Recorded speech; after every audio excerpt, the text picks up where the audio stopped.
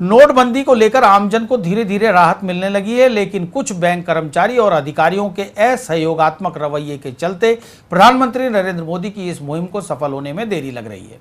अजयनगर स्थित bank of India में 4 दिन से बैंक के बाहर खड़े हेमंत नायक की माने तो बैंक के गार्ड और कर्मचारी शिवशंकर प्रोविजन स्टोर से सेटिंग कर 1000 के 800 और 500 के 400 बदलने का धंधा कर रहे हैं, जिसमें बैंक के महिला पुरुष कर्मचारियों ने प्रॉपर्टी डीलर से भी सांठगांठ कर रखी है। यह शाम को बड़े इत्मीनान से इन डीलर्स के पैसे बदलने का काम कर मुनाफा कमा रहे हैं। बैंक पीड़ितों ने रामगंज थाना प्रभारी को लिखित शिकायत देकर बैंक में लगे सीसीटीवी फुटेज जांचने और उपभोक्ताओं को दरकिनार कर किए जा रहे इस गोरख धंधे को तत्काल बंद करने की मांग की है।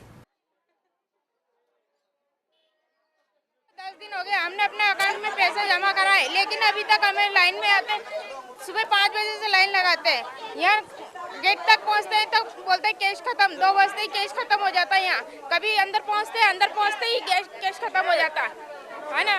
बहन के नंद की शादी है, वहाँ कपड़े लेके जाने, पैसे की जरूरत है हमें। 8 बजे के लगे हुए हैं, अभी तक नंबर नहीं आया। कल भी लाइन में लग के वापस चले गए हम, कल भी नहीं मिले, हमारा नंबर ही नहीं है। 4 बजे के बाद खोलते ही नहीं, किसी को भी अंदर ही नहीं घुसेड़ रहे हैं पैसों के लिए। अभी पैसा ही नहीं आया है, यहाँ पे बोल रहे हैं पैसा नहीं आया, कल भी यही बोला पैसा नहीं आया है। न जमा करते हैं न कैश देते हैं। आज 4 दिन हो गए कैश यहाँ पर नहीं आ रहा है, और जो कैश आ रहा है लोग बता रहे हैं कि जिन्होंने अपनी आंखों से देखा है उन्होंने ये देखा है कि कभी तो कोई इनका कर्मचारी उठ करके पेशाब घर में जाकर के लोगों को कैश दे रहा है, पास में प्रोविजन की दुकान है उसकी दुकान पे जाकर के कैश उनको आम जो बड़े बड़े लोग हैं उनको दिया जा रहा है। कमीशन खोरी का काम हो रहा है कुल मिलाकर के बैंक में, और आम जनता यूं ही परेशान हो रही है, जिनको कि सुबह से लाइन में खड़ा होने के बाद में एंड में कह दिया जाता है कैश नहीं है। पास ही सब्जी की दुकान, फल फ्रूट सब्जी की दुकान है। मैं सुबह से लेकर सुबह बेचारे लोग सुबह 4 बजे आते हैं, 4 से शाम को 4 बजे तक बेचारों का नंबर नहीं आता है। पब्लिक आती है और बिना पैसे लिए लौट के चली जाती है, और पब्लिक इतनी परेशानी थी। बोलो उनको बोलते हैं भाई अंदर क्या हो रहा है, तो अंदर बोलते हैं जो भी बिल्डर आ रहे हैं बिल्डरों को पैसे दे रहे हैं, किसी आम पब्लिक को पैसे ही नहीं दे रहे। और सारे जो भी प्रॉपर्टी डीलर है बिल्डर आ रहे हैं अंदर पैसे, और कमीशन खोरी का धंधा हो रहा है। अंदर के कर्मचारी बाहर आकर लेन देन कर रहे हैं कारों में, कोई कारों में कर रहा है, कोई पेशागर में जाके कर रहा है, और हम कुछ बोलते तो हमारे को अनाप शनाप जवाब देके बाहर निकाल देते हैं। पैसा नहीं होता है, 6 दिन से पैसा नहीं मिल रहा है। कहने का आते अमुक आदमी होटल में आते हैं, कर्मचारी बाहर आते हैं, वो से लेन देन करके पैसे उसको मिल जाते हैं, आम पब्लिक को पैसे नहीं मिलते।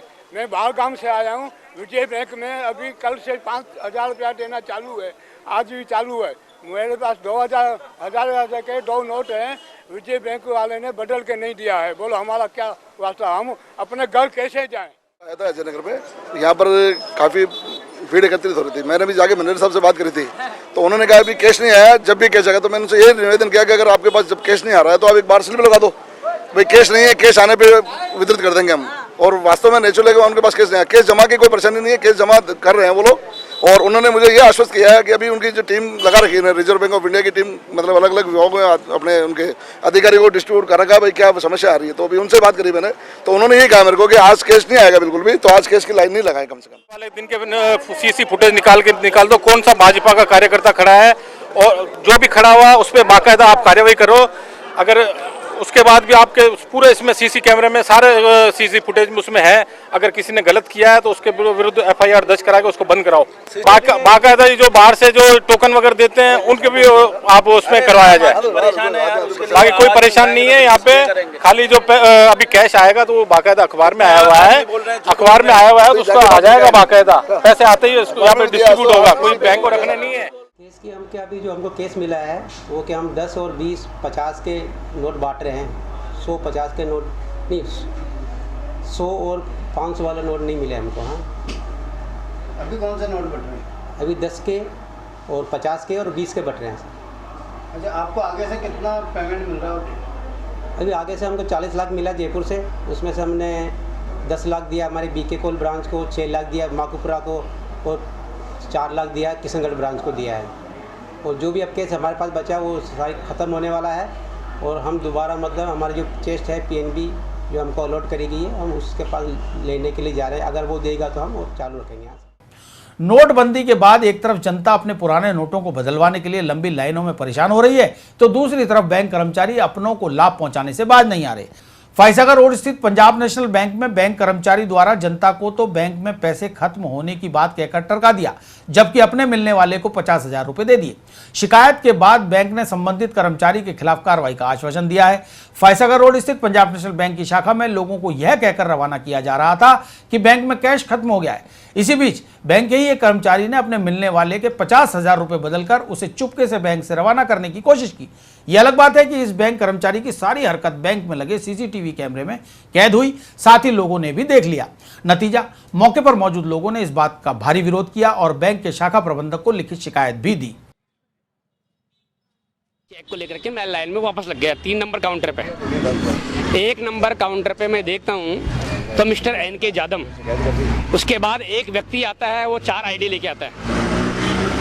4 आईडी एक ही आदमी किसकी थी किसी को कोई पता नहीं है। या तो बैंक वाला कर्मचारी जान सकता है या वो देने वाला जान सकता है। उसके बारे में उसने कुछ नहीं पूछा।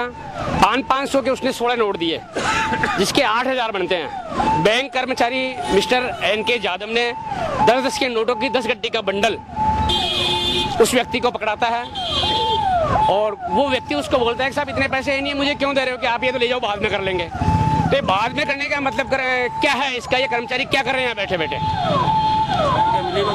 उसकी मिली भगत तो 100% कमा रहे हैं अंदर बैठे बैठे बैंक वाले। इस चीज़ की शिकायत मैंने फिर बैंक मैनेजर से की मौखिक के रूप में। वो कहते साहब पंडित जी आप जो कह रहे हो पता करते हैं। मैंने कहा साहब आपकी सीसी कैमरा है, इसको दिखाओ, आप शो करो इसको। सुनो साहब, इन्होंने कहा कि सही है। मिस्टर जादम के पास गए, उन्होंने अपनी गर्दन नीचे करी, कैमरे में देख सकते हो।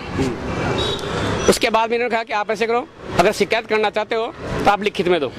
मैंने लिखित में दिया, जिसकी रिसीप्ट मैं ले चुका हूँ। अनुरोध करूंगा कलेक्टर महोदय से, प्रधानमंत्री नरेंद्र मोदी से कि ये जो कर्मचारी ये भ्रष्टाचार कर रहे हैं, देश को लूट रहे हैं, कब तक करेंगे ऐसा?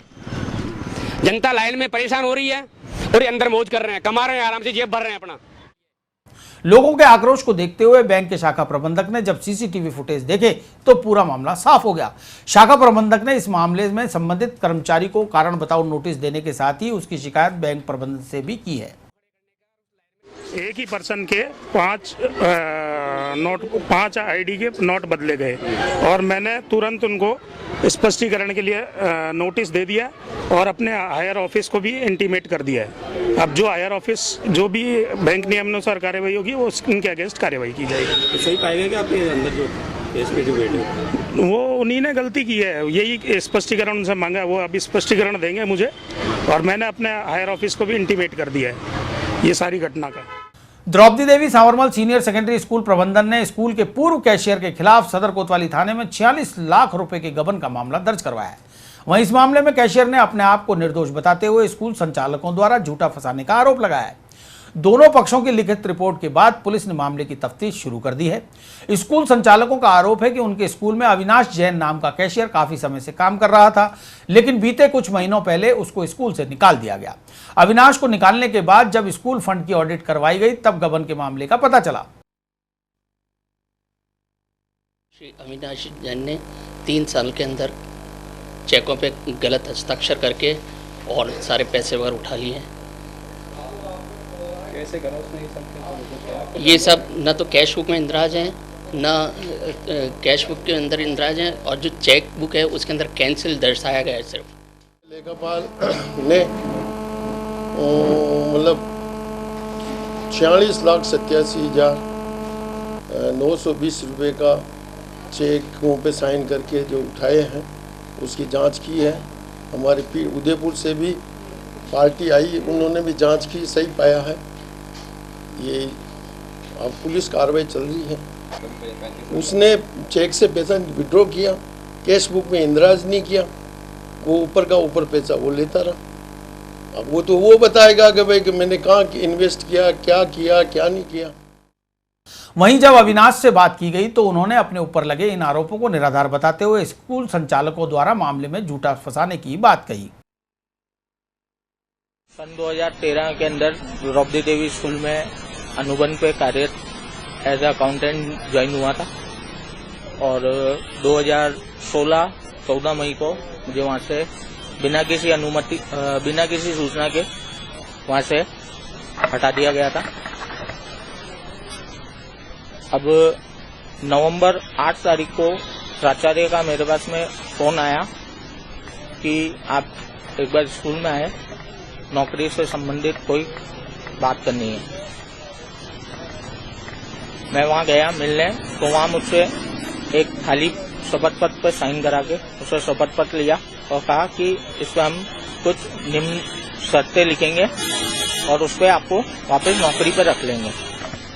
मैंने वो विश्वास पे उन्हें साइन करके दे दिया और फिर मैं वहां से चला गया। उसके 2 दिन पश्चात मुझे उन्होंने ये कहा कि कुछ 45 लाख रुपए का गबन आपने किया है और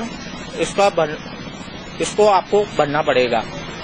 जब मैंने वहां जाके बात करी तो उन्होंने मुझे मेरा ही एफिडेविट दिखाया, बोला कि अब आपने लिख के दिया है तो अब आपको भरना पड़ेगा, नहीं तो हम आप पे मुकदमा दर्ज कराएंगे। प्राचार्य के और सारे जितने भी अधिकारी हैं उनके बैंक खाते वगैरह और उनकी भी जांच, बैंक खातों की जांच करवाएं कि 25,000 रुपये वेतन पाने वाली प्राचार्य इतना बड़ा मकान कैसे बना सकती है, बिना लोन लिए कैसे खरीद सकती है। सदर कोतवाली थाना प्रभारी अशोक कुमार मीना ने बताया कि दोनों पक्षों की बात सुनकर मामले की तफ्तीश की जा रही है। द्रौपदी देवी स्कूल है नया बाजार में, इनकी प्राचार्या हैं श्रीमती रंजना अग्रवाल। उनके द्वारा एक FIR नंबर 237/16 दर्ज करवाई गई है, जिसमें बताया कि इनके यहाँ अकाउंटेंट है अविनाश जैन। उनके द्वारा बैंक के इनकी जो संस्था है उसके विभिन्न खातों से कूट रचित चेक आदि के द्वारा करीब 46 लाख लगभग रकम का गबन कर लिया गया है। ये इस पर FIR दर्ज कर जांच जारी है।